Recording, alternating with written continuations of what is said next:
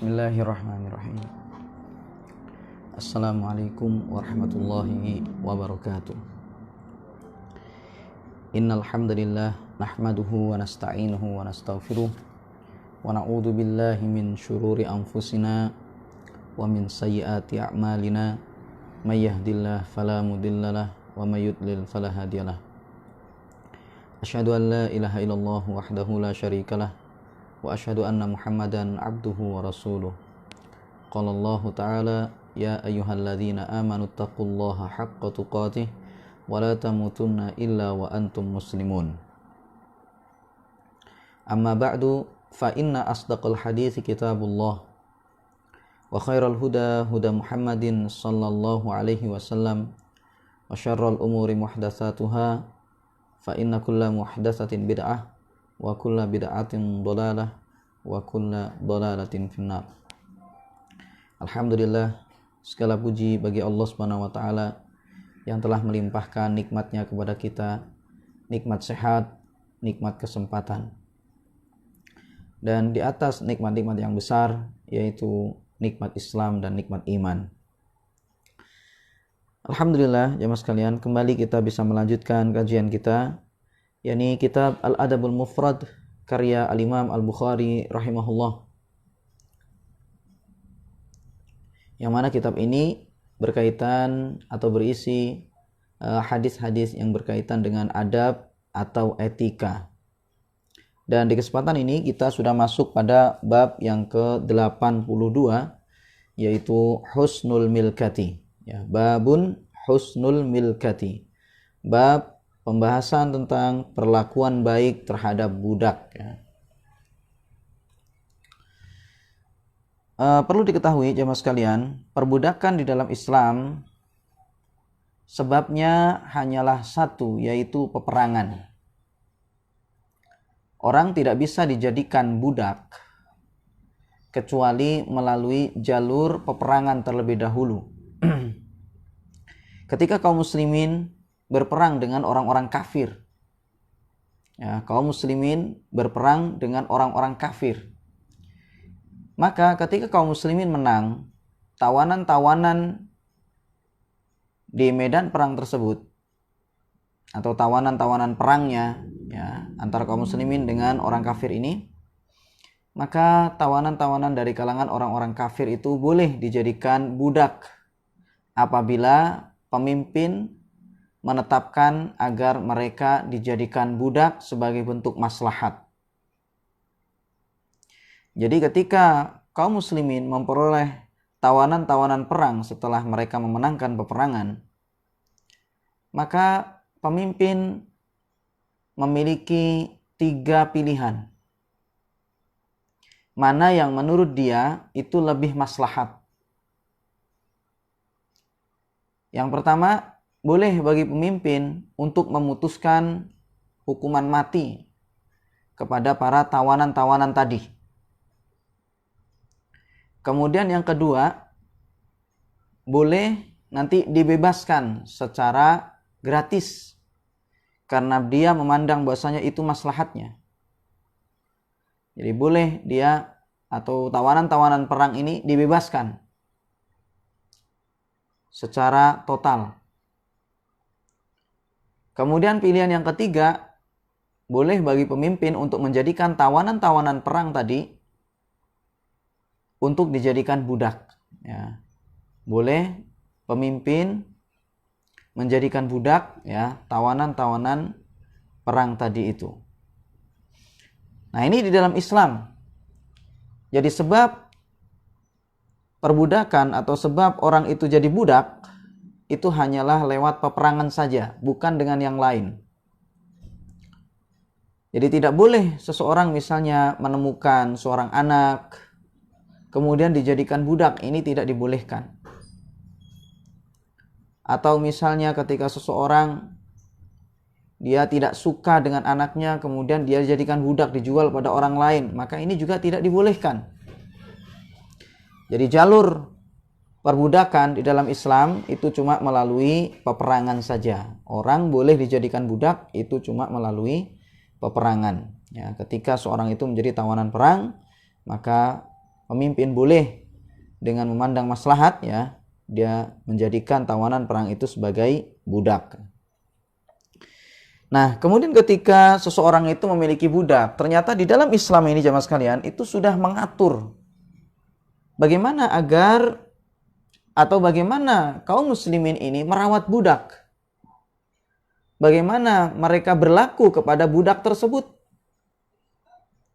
Maka Imam Bukhari di sini sampaikan bab, yaitu babun husnul milkati. Bab pembahasan tentang perlakuan baik terhadap budak. Jadi ketika seorang memiliki budak ternyata ada adabnya. Tidak semerta-merta misalnya karena dia itu adalah budak, kemudian habis itu seorang majikan misalnya berbuat sewenang-wenang kepada dia. Ini tidak dibolehkan. Tetapi ada adab-adabnya.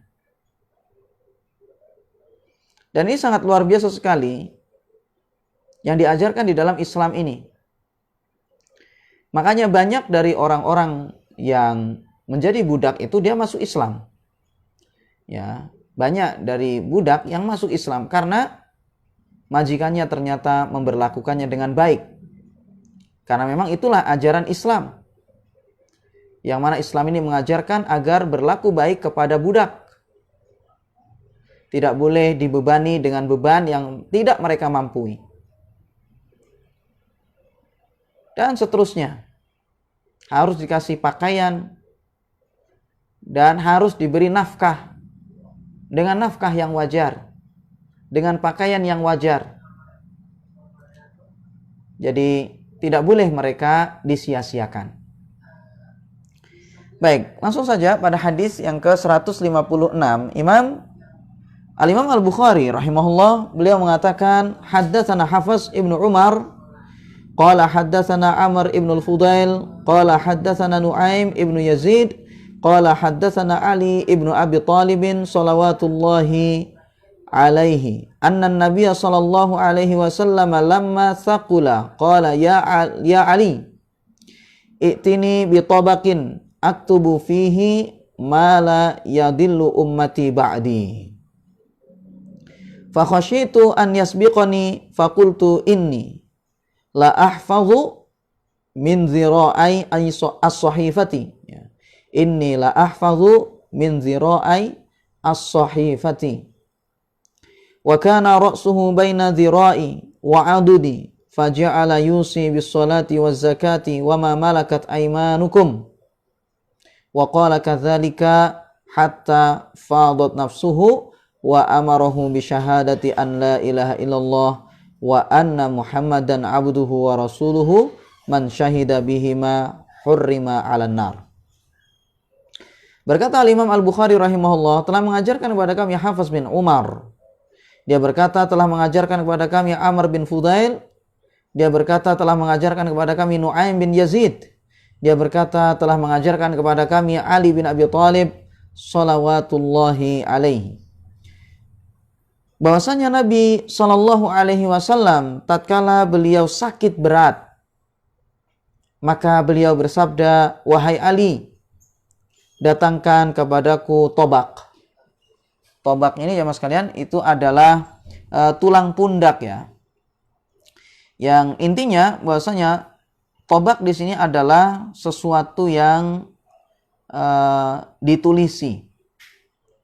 Jadi fungsinya seperti papan begitu ya, yang nanti di situ orang biasa nulis di situ.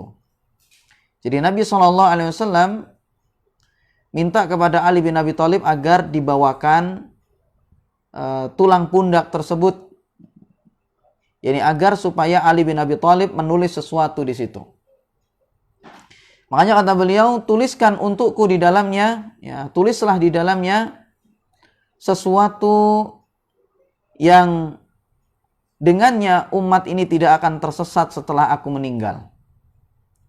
Ya, kata Nabi SAW kepada Ali bin Abi Thalib, tulislah padanya sesuatu yang umat ini tidak akan tersesat setelahku. Ini maksudnya disebabkan apa yang ditulis tersebut.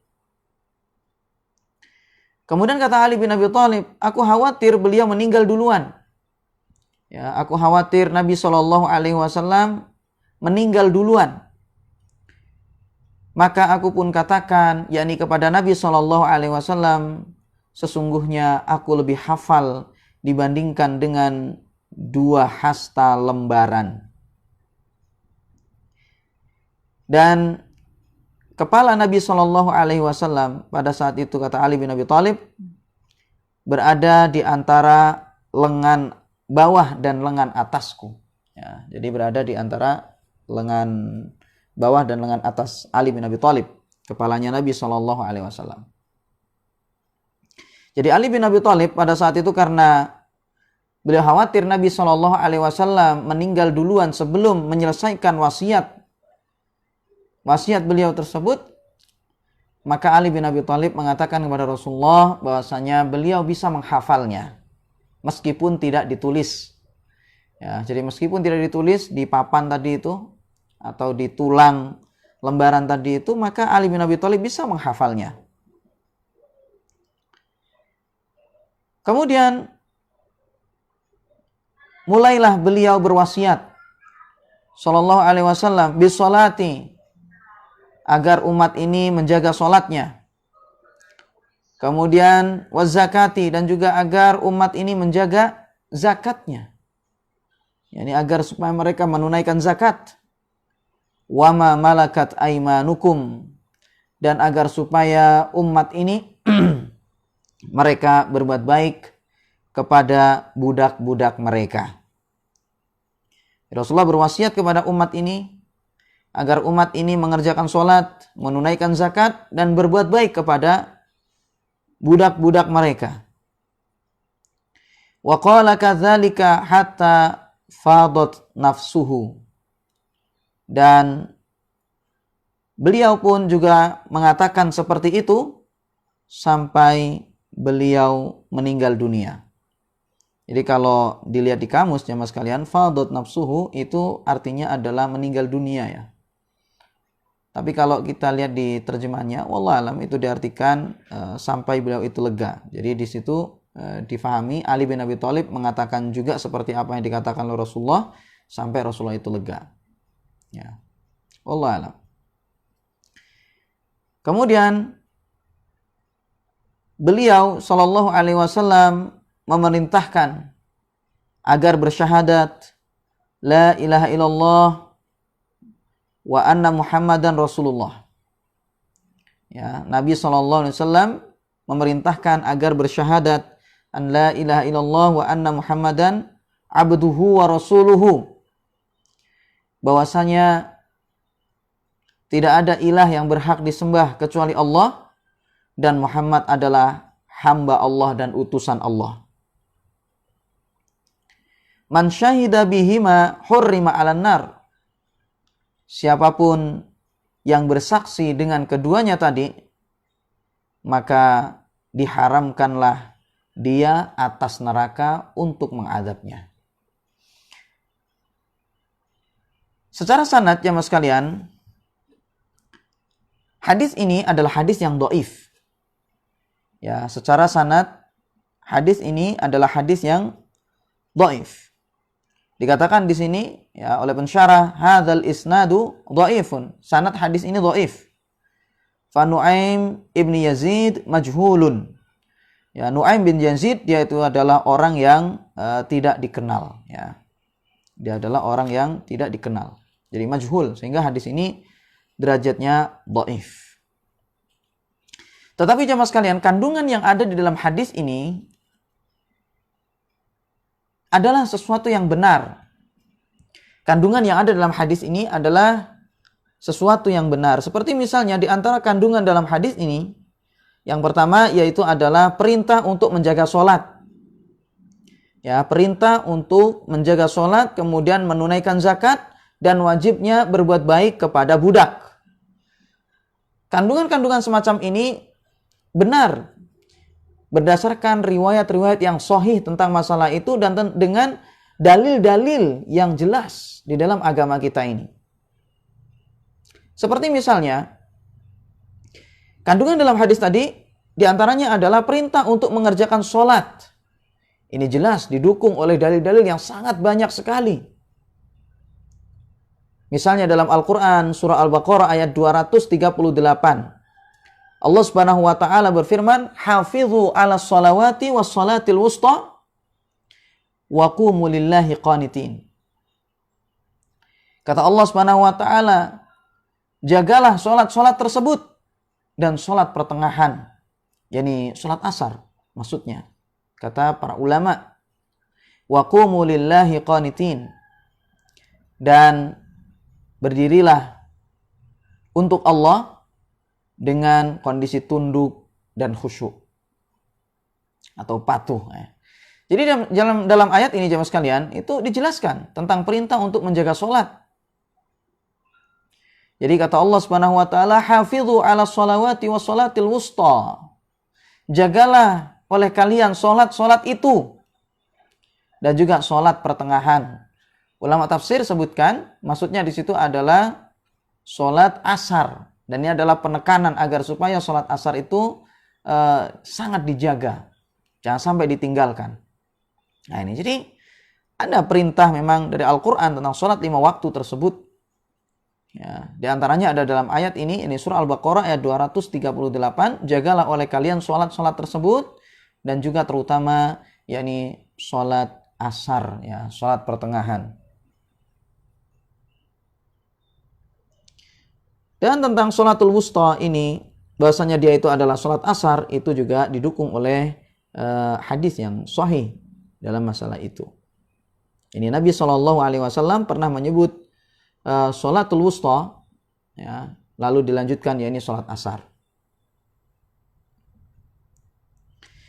Baik, kemudian juga misalnya dalam surah Hud ayat 114. Allah Subhanahu wa taala berfirman, "Wa aqimis sholata tarfain nahari wa zulafan minal lail." Kata Allah Subhanahu wa taala, dan dirikanlah salat di 2 ujung siang serta di waktu-waktu malam. Apa ini maksud di situ dengan salat di 2 ujung siang? Ya, nahar, 2 ujung hari begitu. Kata para ulama, ujung yang pertama yaitu adalah salat subuh. Ya, jadi Allah perintahkan untuk mengerjakan sholat di 2 ujung hari, 2 ujung siang, nahar. Maka disebutkan oleh para ulama yaitu adalah ujung yang pertama yaitu adalah sholat subuh, kemudian ujung yang kedua yaitu adalah sholat asar. Kemudian di waktu-waktu malam yaitu adalah sholat isya. Di waktu-waktu malam yaitu adalah sholat isya. Jadi di sini ada perintah untuk mengerjakan sholat subuh, perintah untuk mengerjakan sholat asar, dan juga perintah untuk mengerjakan sholat isya. Dan bahkan sebagian ulama yang lain, mereka mengatakan bahwasanya Allah Subhanahu wa taala dalam ayat ini memerintahkan sholat 5 waktu itu. Karena ulama-ulama tafsir mereka sebutkan ya bahwasanya di dalam ayat ini ya ada banyak qaul para ulama bahwasanya di situ lengkap. Yani dalam ayat ini terdapat perintah untuk mengerjakan sholat 5 waktu.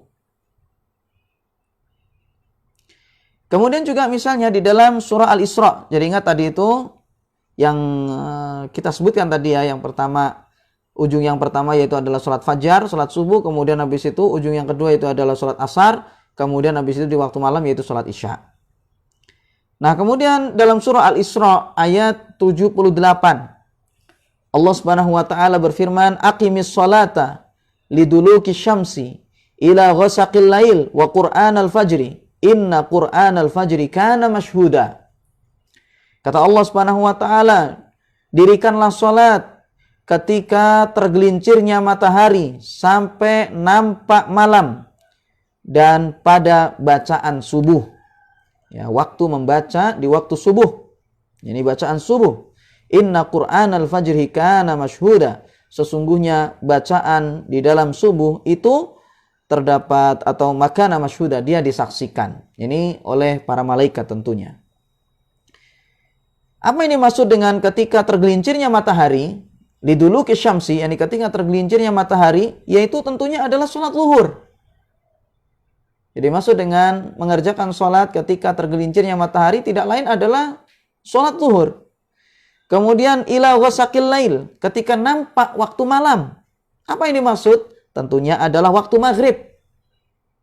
Kemudian wa Qur'an al-fajri, dan juga ketika membaca waktu subuh.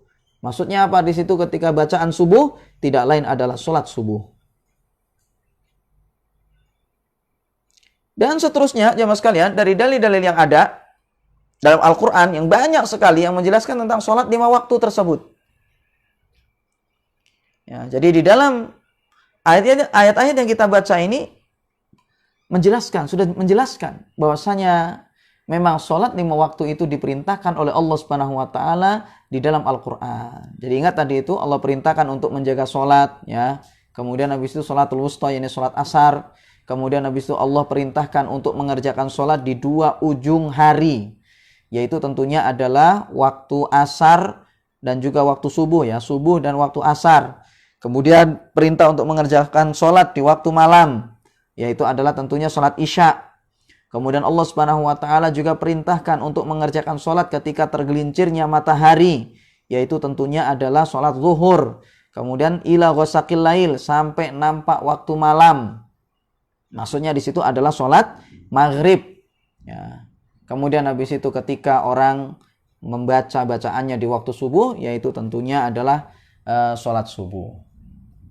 Ya, dan masih banyak lagi ayat-ayat yang menjelaskan tentang wajibnya atau perintah sholat 5 waktu. Belum lagi misalnya dalam hadis-hadis yang sangat banyak sekali, ya, tentang perintah mengerjakan sholat 5 waktu.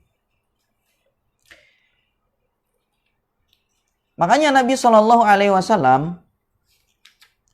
dahulu beliau SAW bersabda, muru as-sabi bis-salati idza balagha sab'a sinin, fa idza balagha 10 sinina fadribuhu 'alaiha. Dalam satu hadis, yaitu Nabi SAW mengatakan, perintahkanlah anak-anak kalian itu untuk mengerjakan sholat apabila sudah berumur 7 tahun. Apabila sudah umur 10 tahun, maka pukullah agar dia mengerjakan sholat. Padahal jemaah sekalian, anak kecil itu masih belum wajib untuk mengerjakan sholat sampai dia itu sudah baligh. Tetapi Nabi SAW ya, perintahkan sebagai bentuk pendidikan agar supaya orang tua itu memerintahkan anak-anak, ya, yang masih umur 7 tahun itu untuk mengerjakan sholat. Karena dia sudah mulai tamyiz pada saat itu. Kemudian ketika umur 10 tahun, kalau seandainya sang anak ini masih tidak mengerjakan sholat, maka sebagai bentuk pendidikan boleh bagi orang tua untuk memukulnya. Diperintahkan oleh Rasulullah untuk memukul anak tersebut, ya, yang tidak mau sholat sebagai bentuk pendidikan.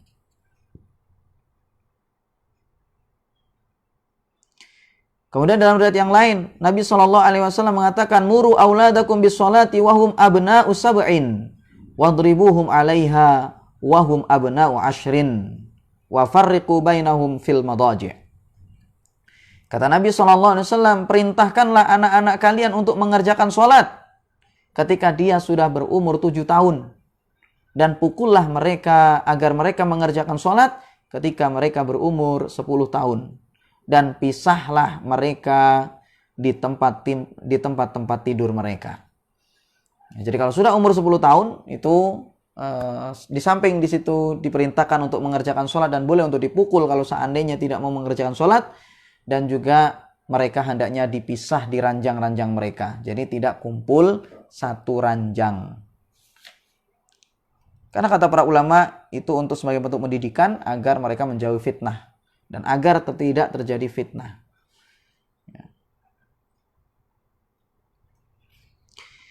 Dan ulama jelaskan bahwasanya orang yang meninggalkan sholat, sungguh dia itu telah mengerjakan dosa besar.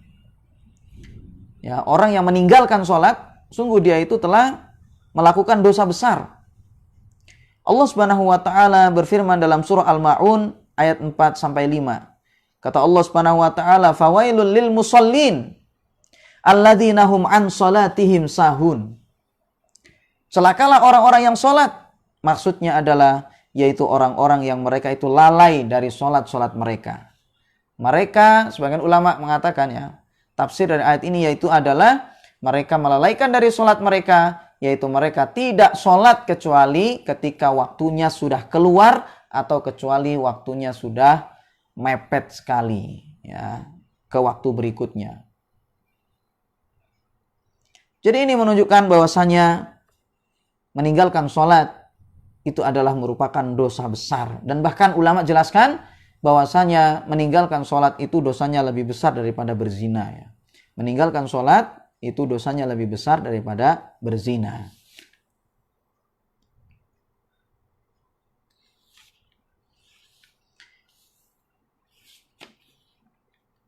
Kemudian jemaah sekalian, hukuman yang Allah siapkan bagi orang-orang yang mereka itu meninggalkan sholat mereka, yang mereka tidak mengerjakan sholat, ya, yaitu banyak disebutkan dalam hadis.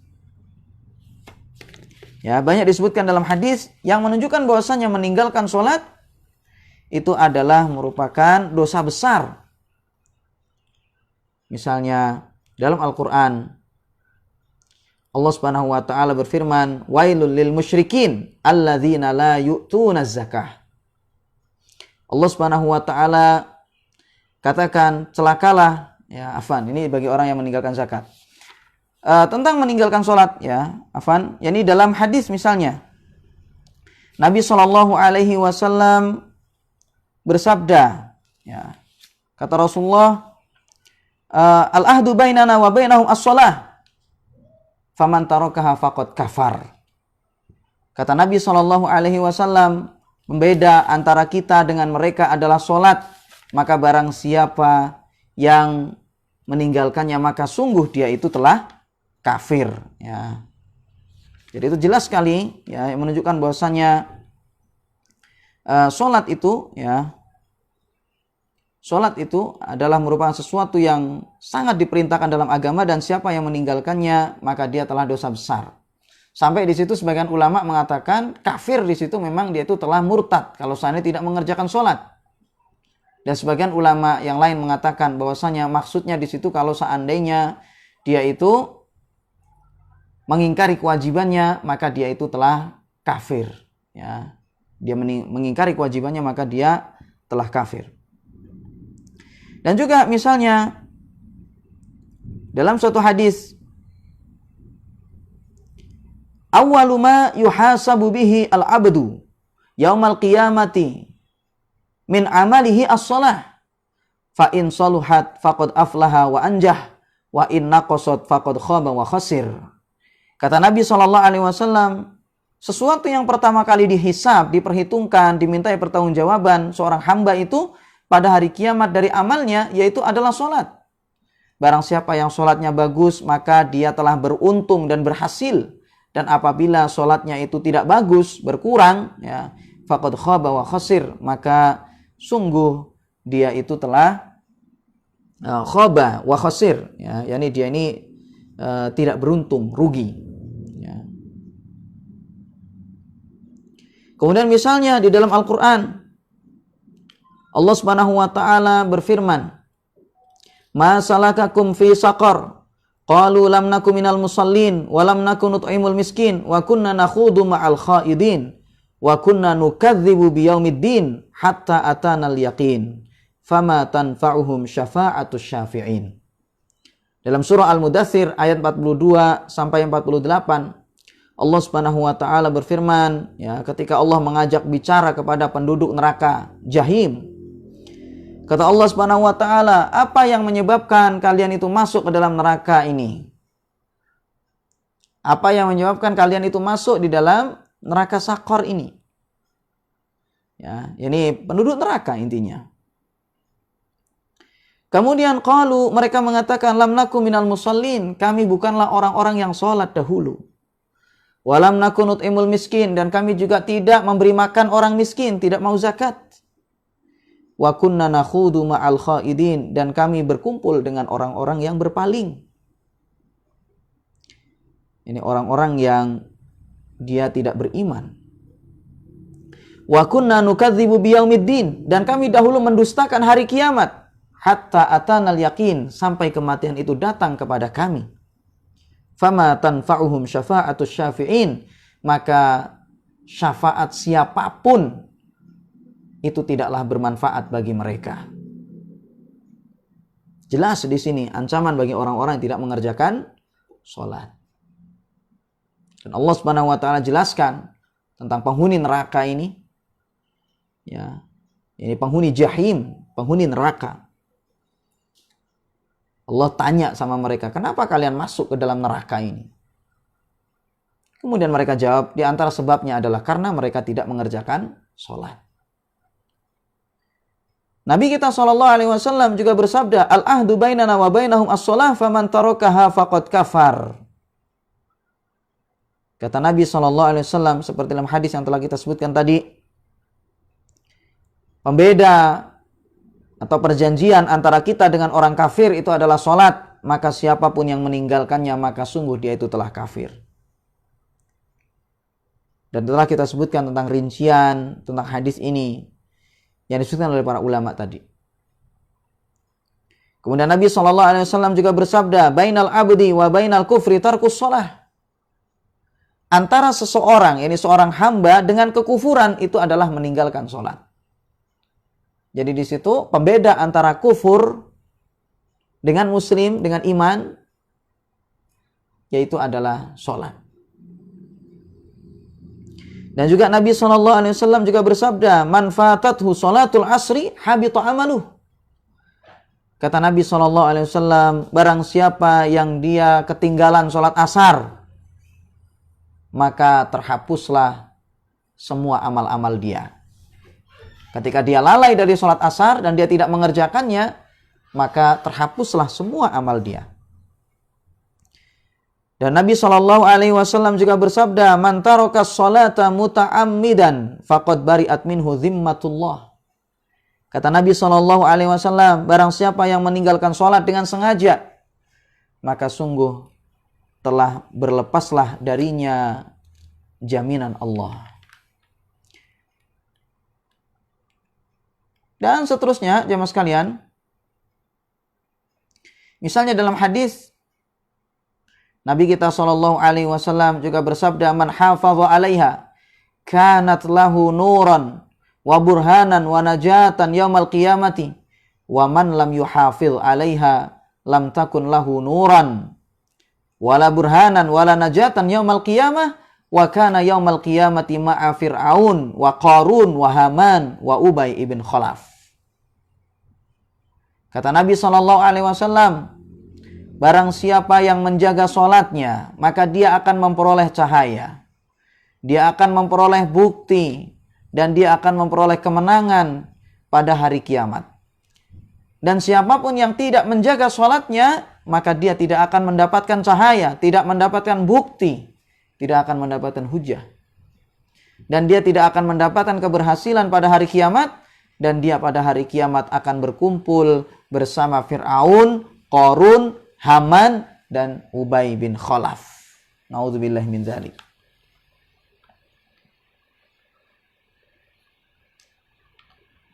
Dan hadis-hadis yang lain, jemaah sekalian, sangat banyak sekali yang menunjukkan tentang ancaman bagi siapapun yang tidak mengerjakan sholat.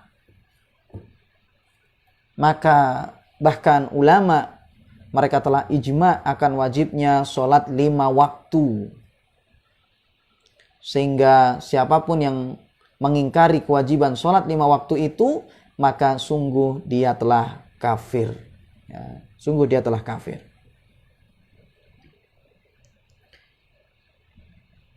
Dan ini adalah di antara faedah dari hadis yang kita baca tadi. Kemudian berikutnya, di antara faedah dari hadis ini yaitu adalah perintah untuk mengerjakan atau menunaikan zakat. Dan itu juga didukung oleh dalil-dalil yang sangat banyak sekali tentang zakat ini ya. Misalnya di dalam Al-Quran ya, perintah untuk menunaikan zakat, yaitu dalam surah Al-Baqarah ayat 43. Kata Allah Subhanahu wa taala, "Wa aqimus shalah wa atuz zakah warka'u ma'ar raki'in." Kata Allah Subhanahu wa taala, dan dirikanlah salat serta tunaikanlah zakat dan rukuklah kalian bersama dengan orang-orang yang rukuk. Sholatlah kalian bersama dengan orang-orang yang sholat.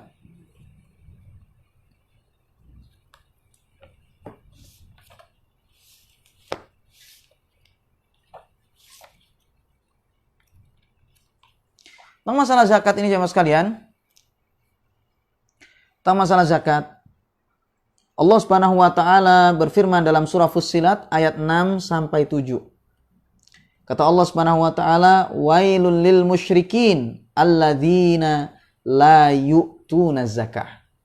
Kata Allah, celakalah bagi orang-orang musyrik, yaitu orang-orang yang tidak menunaikan zakat.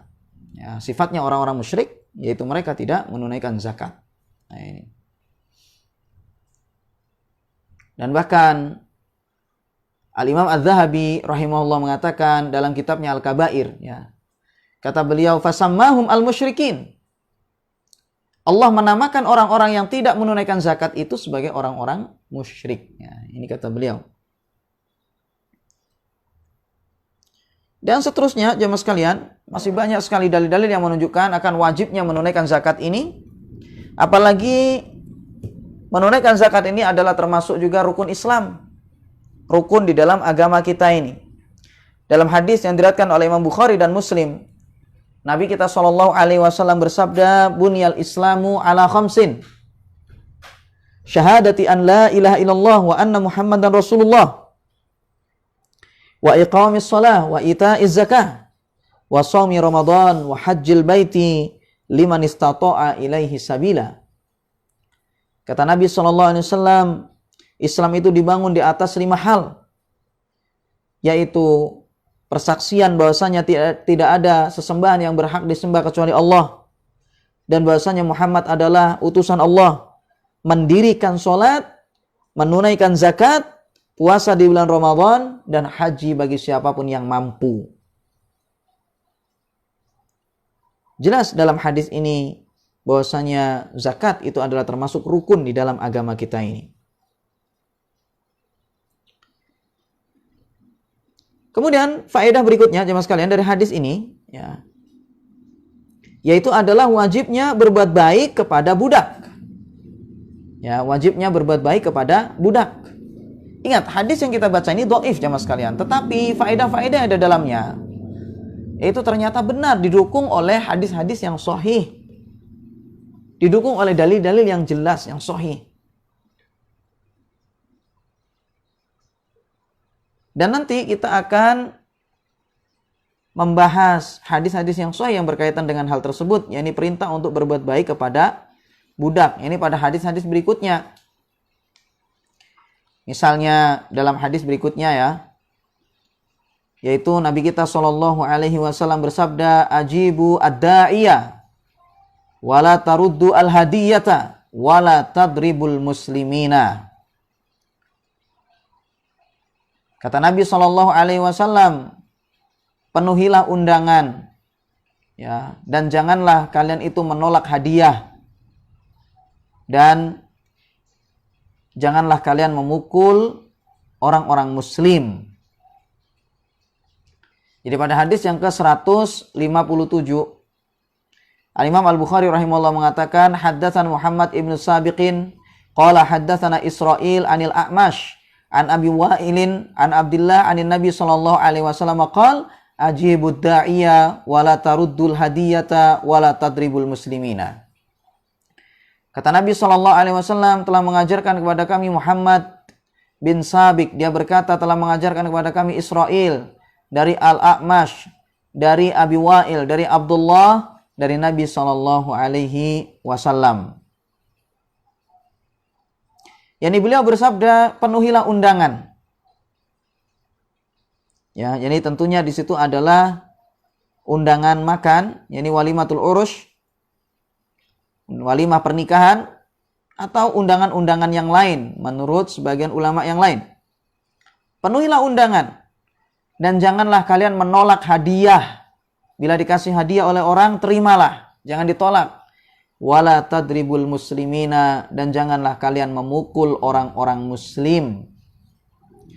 Di sini Nabi SAW melarang untuk memukul sesama muslim, dan di sini muslim umum. Siapa yang dimaksud orang muslim di sini? Semuanya. Baik dia itu adalah orang merdeka atau dia itu adalah seorang budak. Baik orang kecil, baik orang besar, muda ataupun tua, semuanya. Dilarang kita untuk memukul mereka.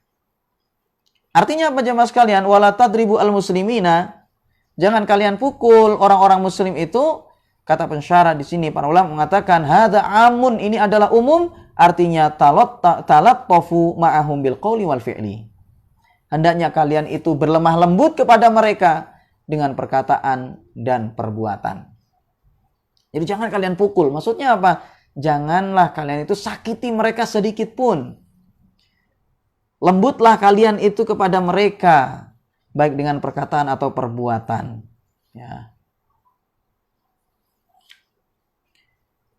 Dan ini kepada siapa? Semua kaum muslimin. Entah dia itu budak, entah dia itu orang merdeka atau budak. Ya.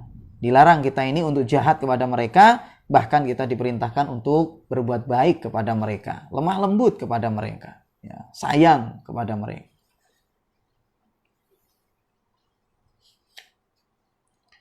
Dan juga pada hadis berikutnya, jemaah sekalian, pada hadis yang ke-158, Nabi kita Al-Imam Al-Bukhari rahimahullah, ya, Al-Imam Al-Bukhari rahimahullah mengatakan, haddatsana Muhammad ibnu Sallam qala akhbarana Muhammad ibnu Fudail an Mughirata an Ummi Musa an Ali radhiyallahu anhu qala kana akhiru kalamin Nabi sallallahu alaihi wasallam as-salata ittaqullaha fima malakat aymanukum. Kata Nabi SAW telah mengajarkan kepada kami kata Imam Bukhari rahimahullah, telah mengajarkan kepada kami Muhammad bin Salam, dia berkata telah mengabarkan kepada kami Muhammad bin Fudail dari Mughirah, dari Ummi Musa, dari Ali radhiyallahu anhu, dia berkata, perkataan terakhir Nabi SAW dahulu adalah kerjakanlah salat. Dan bertakwalah kalian kepada Allah terhadap budak-budak kalian. Ya, bertakwalah kalian kepada Allah terhadap budak-budak kalian. Apa maksudnya? Bertakwalah kalian kepada Allah terhadap budak-budak kalian, yaitu adalah kata para ulama, ahsinu ila ma malakat aymanukum. Hendaknya kalian itu berbuat baik kepada budak-budak kalian. Ya. Dan tentang berbuat baik ini jemaah sekalian, tentang berbuat baik ini itu disebutkan dalam banyak dalil. Ihsan, ya, perbuatan ihsan, berbuat baik, itu disebutkan banyak sekali dalil-dalilnya yang memerintahkan untuk berbuat ihsan, berbuat baik. Misalnya dalam surah Al-Ankabut ayat 69. Allah Subhanahu wa taala berfirman, "Walladzina jahadu fina lanahdiyannahum subulana wa innallaha lama'al muhsinin." Kata Allah Subhanahu wa taala, dan orang-orang yang bersungguh-sungguh kepada kami di jalan kami, niscaya kami akan beri petunjuk mereka jalan-jalan kami. Wa innallaha lama'al muhsinin, dan sesungguhnya Allah itu bersama dengan orang-orang yang berbuat ihsan, berbuat baik. Dan juga dalam surah Luqman ayat 22, Allah Subhanahu wa taala berfirman, "Wa may yuslim wajhahu ilallah wa huwa muhsinun faqad istamsaka bil urwatil wuthqa." Kata Allah Subhanahu wa taala, barang siapa yang dia menyerahkan wajahnya kepada Allah, dia menyerahkan dirinya kepada Allah, tunduk kepada Allah, sedangkan dia itu muhsin, adalah orang yang senantiasa berbuat baik, berbuat kebajikan, maka sungguh dia telah berpegang dengan tali yang kokoh. Dan Allah Subhanahu wa taala juga berfirman dalam surah Al-Baqarah ayat 195, "Wa ahsinu innallaha yuhibbul muhsinin." Kata Allah, dan berbuat baiklah kalian, sesungguhnya Allah itu cinta kepada orang-orang yang berbuat baik. Kemudian misalnya dalam suatu hadis, Nabi SAW juga bersabda, "Innallaha katabal ihsana ala kulli syai'in." Kata Nabi SAW, sesungguhnya Allah itu mewajibkan untuk berbuat baik kepada siapapun, kepada apapun. Ya.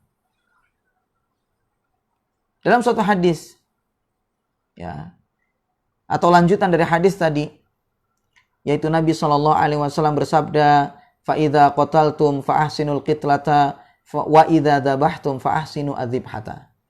Nabi SAW kemudian menyebutkan contohnya, yaitu apabila kalian itu membunuh, maka perbaguslah cara membunuh kalian.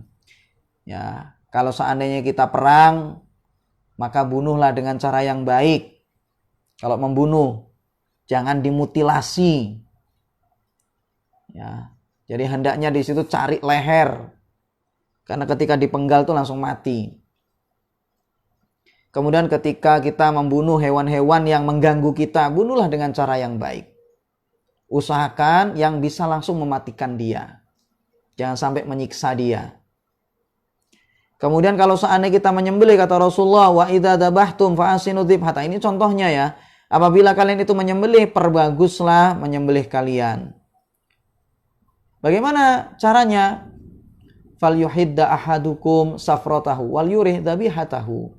Hendaknya pisaunya itu tajamkan, alat menyembelihnya itu tajamkan, kemudian tenangkan hewannya. Ini diantara contoh ya, kita berbuat baik dalam cara menyembelih saja. Kita kita diperintahkan agar berbuat baik, agar bagus dalam cara menyembelihnya. Bagaimana kita ini kalau kepada manusia? Berbuatlah baik kepada mereka. Bertutur kata yang baik, bersikap dengan baik. Dan juga kepada budak-budak kita, hendaknya kita selalu berbuat baik kepada mereka. Tidaklah bentuk kebaikan kalau seandainya seorang majikan membiarkan budaknya kelaparan. Bukanlah merupakan kebaikan kalau seandainya sang majikan ini membiarkan budaknya tidak berpakaian. Bukanlah merupakan kebajikan kalau seandainya budak ini diberi beban yang tidak dia mampu. Ya, jadi bukan merupakan kebaikan bagi sang majikan kalau seandainya dia itu membebani budaknya dengan beban yang berat yang tidak dia mampu. Dan juga bukan merupakan kebaikan kalau seandainya seorang majikan ternyata memberikan makanan kepada budaknya dengan makanan-makanan yang tidak layak. Makanan-makanan yang tidak enak dikasihkan ya untuk ngasih makan budaknya, maka ini bukanlah merupakan kebaikan.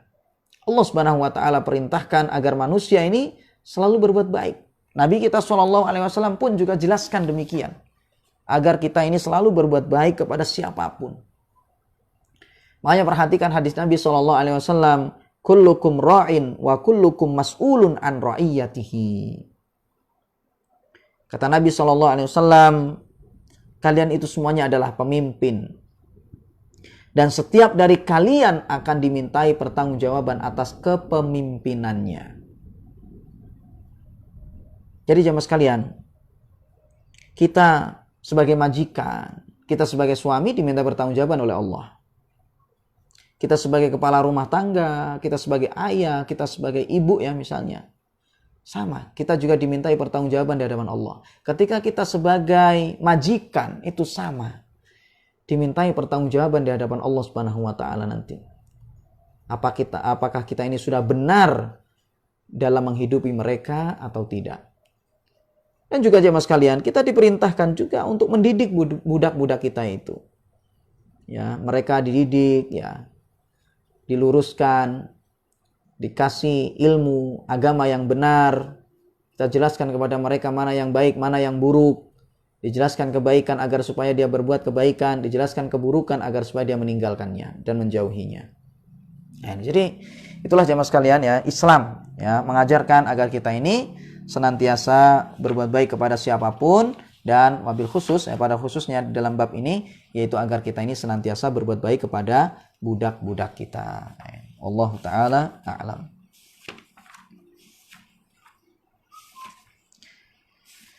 Baik, sampai di sini jemaah sekalian pembahasan kita. Semoga bermanfaat ya. Wallahu taala alam. Wassallallahu ala nabiyina Muhammad wa ala alihi wasallam. Assalamualaikum warahmatullahi wabarakatuh.